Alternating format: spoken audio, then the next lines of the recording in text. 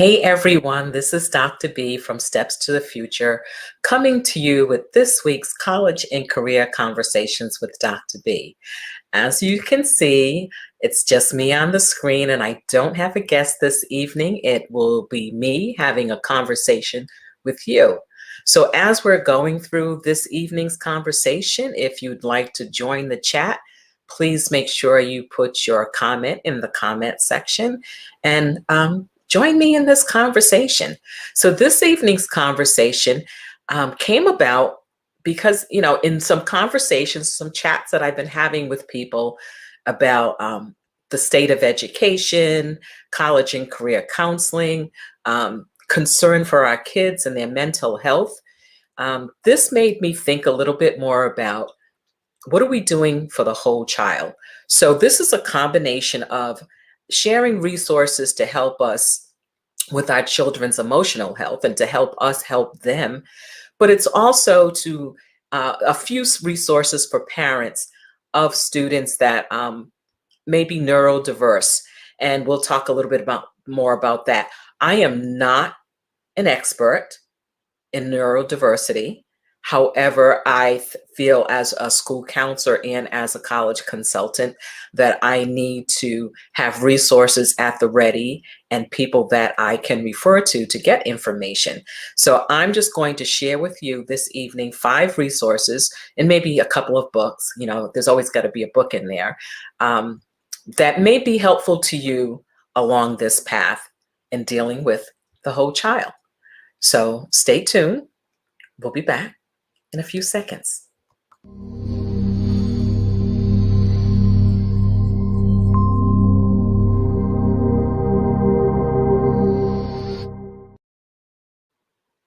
So here we are back again, Dr. B, Steps to the Future. And this evening, as I said earlier, we're talking a little bit about some resources that parents may be able to use to help them as they navigate through this whole process of K through 12. This isn't just about high school students. As I said earlier, when I'm working with the student, I'm working with the whole child.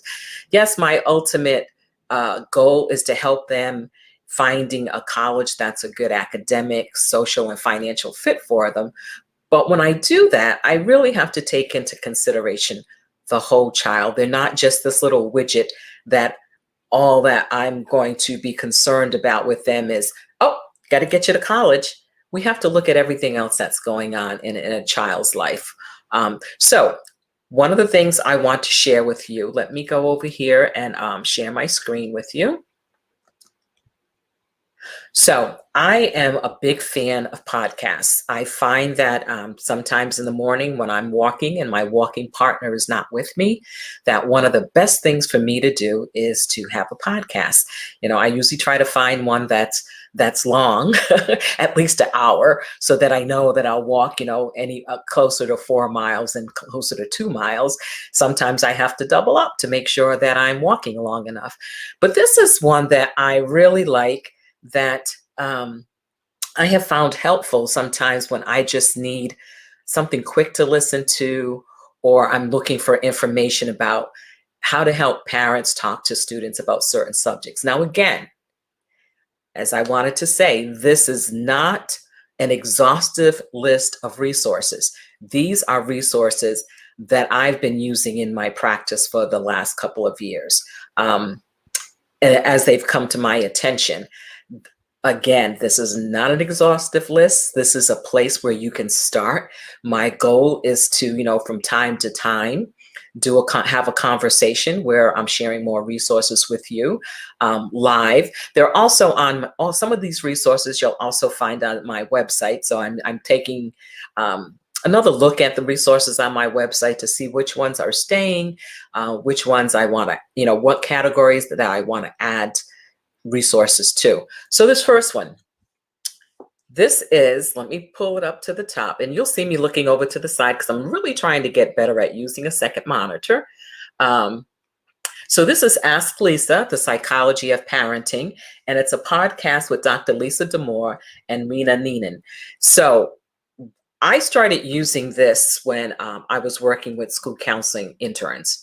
And one of the things they were looking for was an opportunity to learn a little bit more about how to talk with parents about um, certain topics, or a resource to share with parents on certain topics. So I had been listening to this podcast, so I shared it with them. So again, as you can see, looking at the episodes, latest episode, how do you help a kid who shuts you out? We've all been there, parents. We've all been there. You're trying to have a conversation with your child. They don't want to hear it. Um, because first of all, you don't know what you're talking about. Their peers know more than you know. It was amazing how, as I got older and as my kids got older, especially once they got out of their teens and into their 20s and 30s, all of a sudden I got smart. I was like, "Ooh, this is interesting." But before that, you'd ask your child something. I asked one of my sons something and nobody was talking to me. Wasn't my business. They didn't come right out and say it wasn't my business, but acted like it wasn't my business. So this particular podcast might be something that you want to listen to give you, just some guidance on what some of the things that you can do. Now, does that mean that you have to accept the guidance? Of course not. But take everything, use what you can, and move on from there. But I do like listening to them as a starting point. Some of the others, I don't like my kids' friends. What do I do? That can always be a sticky one when you don't like your kids' friends. So again, some really great ones in here. Let me see a couple of my other favorites of mine. How do I talk to my child about racism? With special guest Emmanuel Acho. For those of you that are not familiar with Emmanuel Acho, he started a YouTube channel called Uncomfortable Conversations with the Black Man. And he actually just won an Emmy Award for it this past weekend.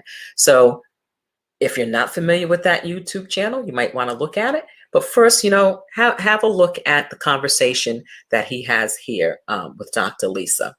How do I help my kid find friends again? I mean, there's so many great topics in here. My kid's room is a hot mess. What should I do? You know what? I decided personally with my kids in their rooms that I wasn't fighting that battle. That was one battle that, nope, didn't want to bother with that. So whatever was going on in their rooms, as long as it wasn't alive and crawling and wasn't stinking up the house, we weren't going to worry about it too much. So another site that I use for informational purpose for me and to find new resources. So this is actually one that I wish was around. I wish it was around when my kids were younger. So one of my sons is ADHD, as a matter of fact, and still is. It doesn't go away, folks. You don't grow out of it. And we always had challenges in making sure that we were either had the right resources for him, or we're even having the right conversations with him, reading the right materials for us to help him. And this site is pretty good. I really like this site, Attitude, Inside the ADHD Mind. And as you can see from the tabs at the top, symptoms and tests. So it gives you some information there. ADHD treatment, ADHD parenting, ADHD adults. The older I get, the more I'm starting to think that I might be ADHD. I don't think my son got it by osmosis, so it might be for me. Webinars and resources, newsletters and blogs. Here's a section for professionals, and there's also a magazine. Now, as with anything, remember, you use what you need and leave the rest behind. These are resources that I personally will look at when I'm looking for more information. Many of them I use as a starting point to help me figure out what I need to learn more, where my gaps in learning are. Because as I said, when I'm working with a student preparing for college, if I have a student that has been diagnosed ADD or ADHD, I need to know how to interact with that particular student. It's not one size fits all when you're working with students. And having been a school counselor for a number of years and a classroom teacher prior to that, I learned that a lot. It was interesting because when I was a middle school teacher, I used to teach 7th grade geography, or teach geography to 7th graders, because it was known that, I had personally done a lot of professional development around ADD and ADHD because my son was. A lot of times I would get those students in my classroom because it was always, oh, Belinda, you can handle them. You know what to do.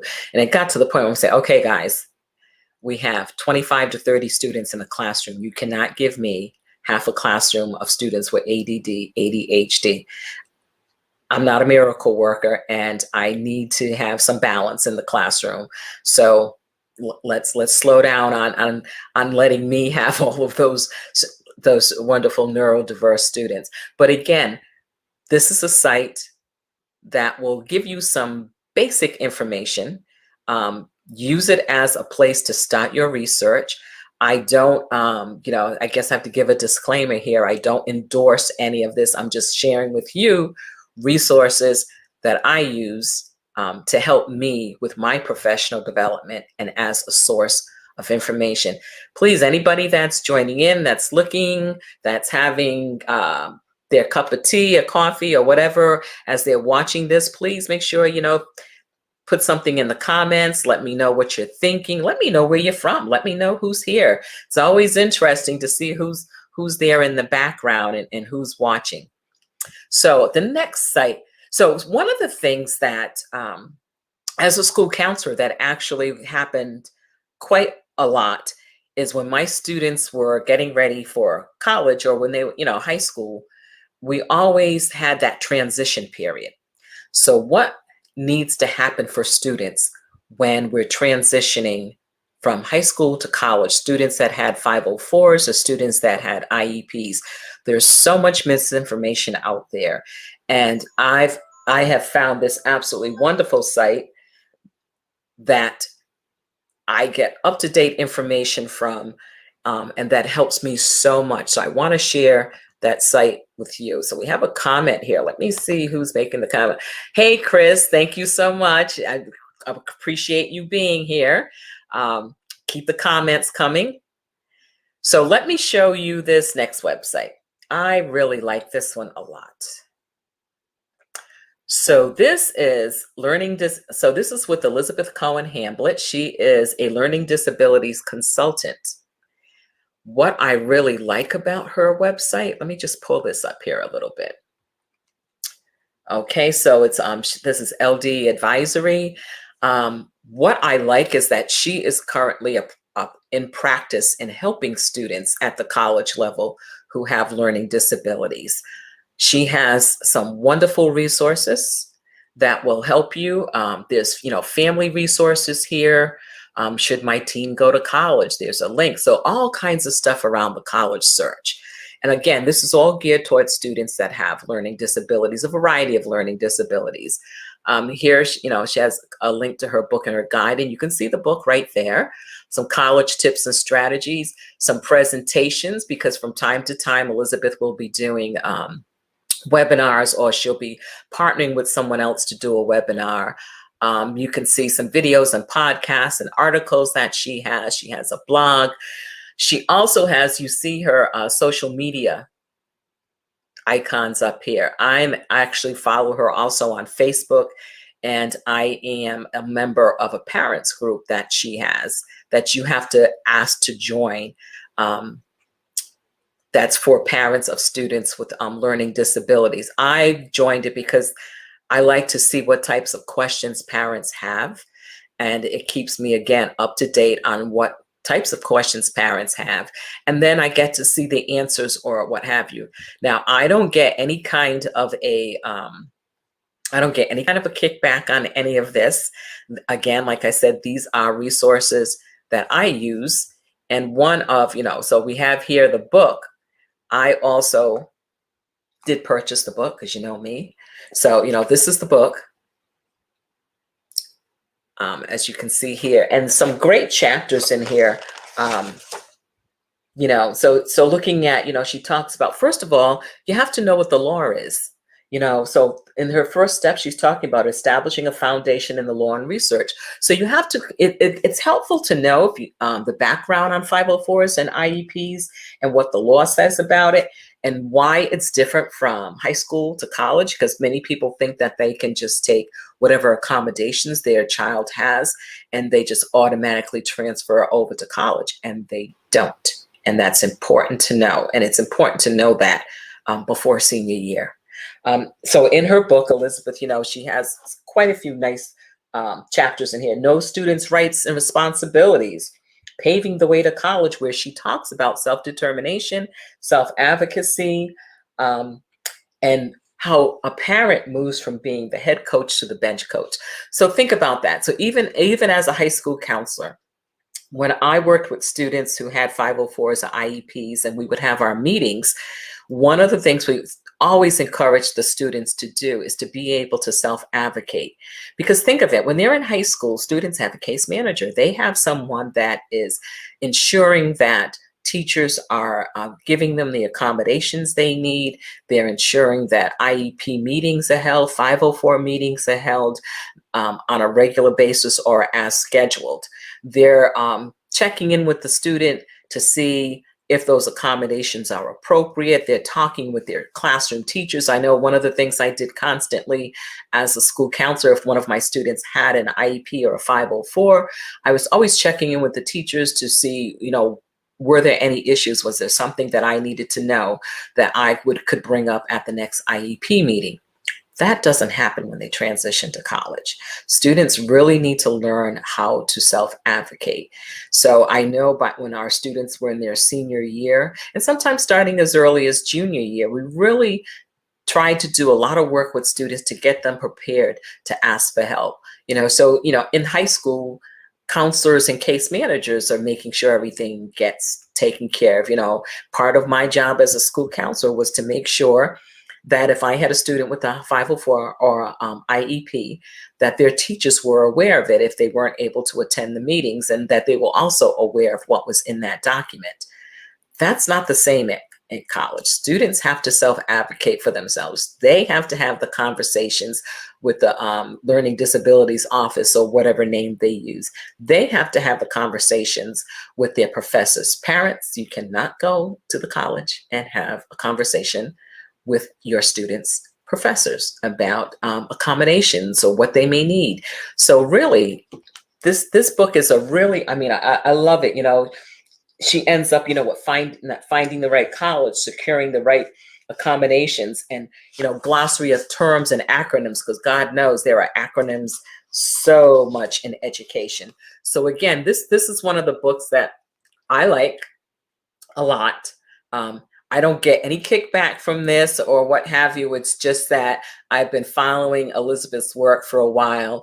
And when I had the opportunity to purchase the book, I did so to add it to my list of resources to help me do what I need to do in order to help my students. So let's go back to another resource that I think might be helpful. So a lot of times when I'm talking to parents, and if their students do have learning disabilities or a 504 or IEP or what have you, some parents are concerned, like, is there a college for my student? Will they be able to transition to college? I worry that they won't get what they need. How do I know what college has the accommodations or the types of programs that my student may need? So the next resource that I'm going to show you, again, it's a place to start. And that's the important thing, because sometimes you just don't know where to start. So this is a college guide that I use, and quite a few of my colleagues use frequently. And it's updated. It's called the K&W Guide to Colleges for Students with Learning Differences. And this is the 15th edition. I'm hoping that I have the latest one, but I think it is. So again, what they do, so this is a college guide focusing on colleges that are that have programs or services for students with ADHD, ASD, or learning differences. So what they have done is they've gone through, Mary Beth and Amy have gone through and looked at all of these different colleges and their resources department, their learning services department, their learning disabilities department, their accommodations department. One of the things you need to know is that they all may have different names, but provide similar services. And it's so important when you're searching out a college for your student with learning disabilities. that you ask probing questions about what kind of services are available for your child. This is one of the things that you can do when you're on a college visit, whether it's in person or virtually, when you're having that conversation with someone in admissions. If you know your child is in need of those services, have that conversation. Again, if you're on campus, go visit that office. If you're visiting virtually, ask about it.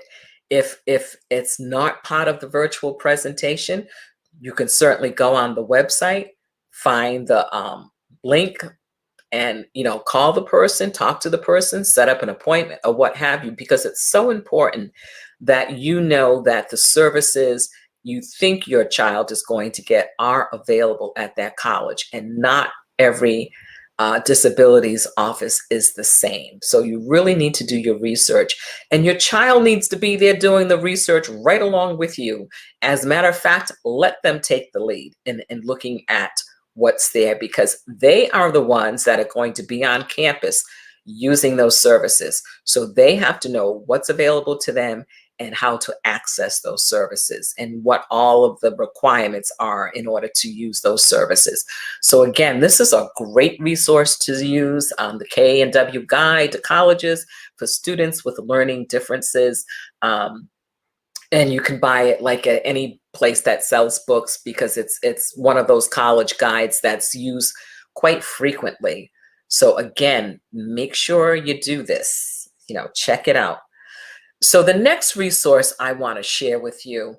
So I one of the things that I love, I guess, that's been a silver lining out of all of this COVID craziness is here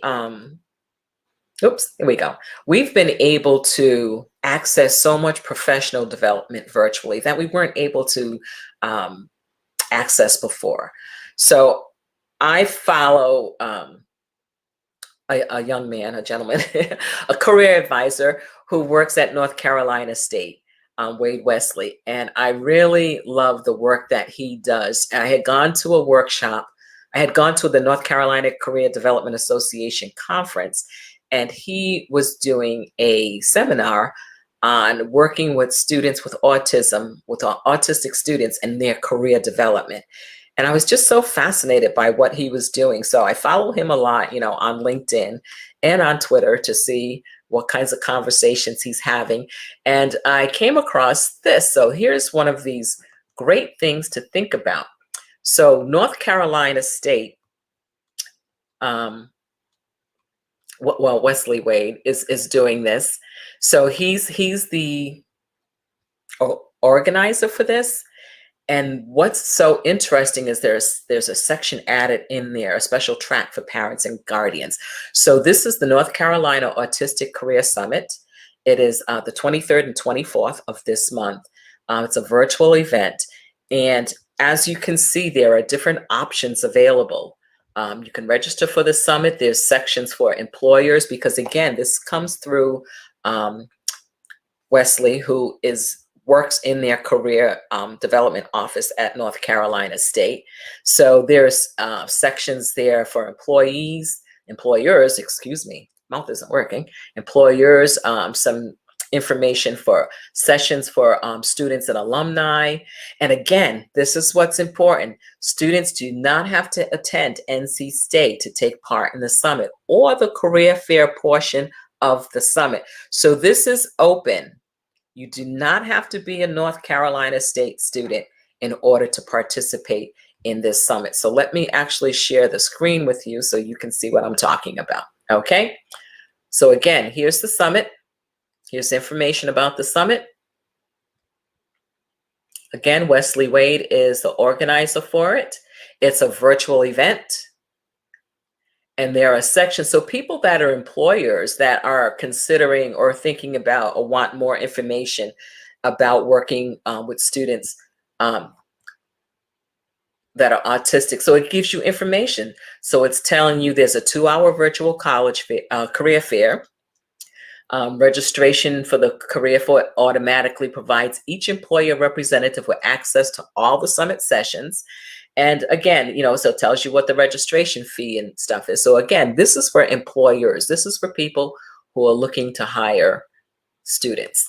And then again, this part about students and alumni, you do not have to be a student of North Carolina State University in order to attend this summit. So look into it. I think it's just great information to have. Then for parents and guardians, special track for parents and guardians with the session each day of the summit just for you. Your student does not have to be in college or even a student, again, at NC State in order to attend. So this is something where you can get information for a student that is college bound but not quite ready to yet, or a student that is in state of Rhode Island, state of California, Pennsylvania, somewhere else. Do not have to be a student at NC State. And also professionals who work with the parents and guardians are also welcome to attend. And registration for us, it's free. So again, and then there's general attendance. So all are welcome to attend the summit sessions, and they definitely encourage folks from all of these different categories to do so. So I highly, highly recommend that you do this. And again, let's look at what the agenda is, because that's always something that we need to know. Okay. So day one, you see that it starts at 9:30, ends at 5:30. And from this agenda, you can see what is taking place on the first day of the summit. And you see here the parent session. So again, it's going to have editors and authors of the book, Sincerely Your Autistic Child. So again, this is a great way to get information. Parents, I'm a big proponent of reading and having reading resources, printed resources to help you out. The keynote, excuse me, what is wrong with me? I'm just like falling all over my tongue today. A recorded discussion about neurodiversity. So again, this is something that would really, really be something that would give you some information. So let's see what's on the second day. So topics on the second day, again, a welcome message. There's an employer panel. So the session for parents and guardians on the second day is a moderated conversation and Q&A focusing on resources for parents and students that do live in North Carolina.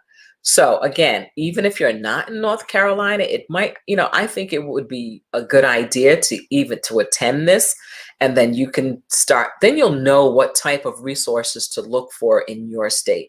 But again, if you're here in North Carolina and you have an autistic child who is thinking about moving on to college or what have you, or you just looking for some resources to help you, this is a great way to do so. Again, just some more, a closing keynote, a career fair. So I think this is definitely something that parents may want to look into, educators look into. It's really, really good. So it gives you information there, and then you can also link on to their Career Development Center to find out more about what's offered in North Carolina State University's Career Center. So thank you so much, Wesley Wade, for putting this together, because this is, absolutely invaluable to families of students with autism. So again, thank you so much for putting this together. So as far as resources, that is it as far as what I'm going to show you online. But I love books, and some of you have seen this book already. So, but I think it's important to show it again. We're in a time when social emotional learning, otherwise known, sometimes abbreviated as SEL, is so important. It's important that we're looking at the whole child, that we're not just looking at this academic portion of the child. We know kids are going back to school, and we know the kind of mental stress that they've been under since we've been part of this pandemic, a viral pandemic and our racial pandemic that's going through our country right now. We have a lot of things going on in this country that are creating stress for people. So another book that I would recommend, and those of you that have been following me, you've seen this book before, but again, I highly recommend it. Permission to Feel: Unlocking the Power of Emotions to Help Our Kids, Ourselves, and Our Society Thrive. and it's by the director of the Yale Center for Emotional Intelligence. And he's also a professor in the Yale Child Study Center, this Dr. Mark Brackett. So again, this is another great resource to use. I will, in the show notes that I'll do later on, I'll also link to a couple of videos of Dr. Brackett talking about his work. But the book is something that I definitely think that would help you. And let me see if I can show this. So one of the things that he does is he has this this chart where you're looking at how you're feeling today. And it's a, you know, and he has different quadrants. And I find myself sometimes using this. There's also an app, and he talks about it in the book, so you can learn more about that in the book. But again, let me just look at some of the chapters, you know. So the part 1 is called Permission to Feel. Part 2 is called the Ruler Skills. And he has, Ruler stands for an acronym about, R is for recognizing emotion. U is for understanding emotion. L is for labeling emotion. E is for expressing emotion, and R is for regulating emotion. So think about that. And then part 3 is applying emotion skills for optimum well-being and success. So he talks about emotions at home, emotions at school from preschool to college. So this is something that is applicable K through 12, and emotions at work. So again, this is something that, you know, as adults, I know our emotions are all over the place. I know mine are. There are days I'm like, yeah, I'm not quite into this trying to be an adult today. You know, if I could just like lay here in bed all day, or, you know, binge on Netflix all day, because watching the news or reading something in the newspaper, or, you know, reading something in a book that just makes you feel heavy, you have to figure out, okay, I can't walk around with this heaviness like 24/7, 7 days a week. So what am I going to do? So again, this helps me help myself and help my students. So hopefully some of these resources will be of use to you. As I said, I will make sure I put the links to these sites in the show notes. But you can always replay. So those of you that are watching this on replay, please make sure that you share this out with others. And let me know, let me know after you use some of the resources, go back into this chat for this particular video and let me know what you found useful and what you found helpful. I'm always curious what people find useful and helpful. So again, let me know. And I really would appreciate if you do that. So one more thing I want to share with you. So for those of you who are not subscribers of my newsletter, Steps, the September issue has come out. And if you are interested in being a regular subscriber to the newsletter, this is the URL, bit.ly/steps 140. That will send you to the subscription form, and I will get that right out to you. I do not sell your email address. I don't spam. I don't do all of that crazy stuff because I don't like it when people spam me. So again, this is the Steps newsletter. It will give you information about college. It will always have a section on financial aid, a section where they're highlighting a different career pathway, and other information that's really good for you. Hey, Jay, how are you? Thank you so much for joining in. I appreciate you being here. And I'm looking forward to having your family as guests. So when you get a chance, get your family together and fill out that form, because I would love for people to be able to have a conversation with you and your children about your whole college journey. And, you've got 2 in college, 1 in high school, and that had to be something to go through, a process to go through. So I think it's always helpful when people hear from everyday people about their stories and how they moved from high school to college. Was it smooth? Was it not smooth? What were the challenges? So again, love, love, love to have you and your family there.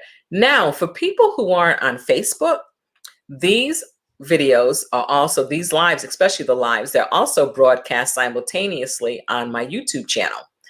This is the URL to my YouTube channel. So even if you're watching me here on Facebook or what have you, please take a minute to go over to my YouTube channel and subscribe to it. I'm trying to build up my number of subscribers. So please, subscribe to my YouTube channel. I am working on content to put on that channel that doesn't necessarily come through the live. So I've got a few ideas on what I want to do.